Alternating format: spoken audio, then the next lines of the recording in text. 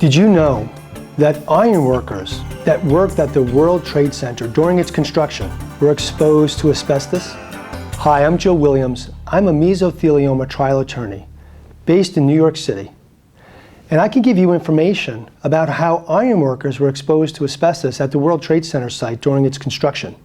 Now, ironworkers installed the steel I-beams that formed the metal framework of the buildings that composed the World Trade Center site. Now, those same steel beams were sprayed with asbestos-containing fireproofing spray.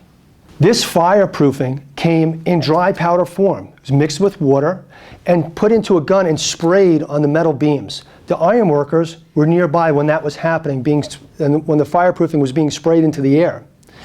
Now, that same fireproofing dried onto those beams, and ironworkers, it would also be part of their duty to come back and with the overhead beams to install metal hangers onto them so that a drop ceiling could later be installed. Well, to install those metal hangers, they had to scrape off that dry fireproofing, causing asbestos dust, which they breathed again.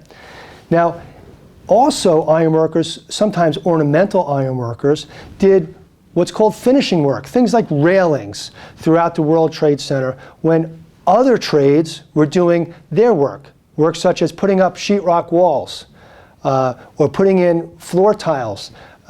These building materials contained asbestos.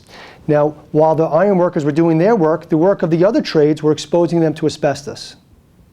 Ironworkers were exposed to asbestos dust in great quantities at the World Trade Center site during its construction. Now, you have mesothelioma, and you have questions about asbestos exposure and about the World Trade Center site.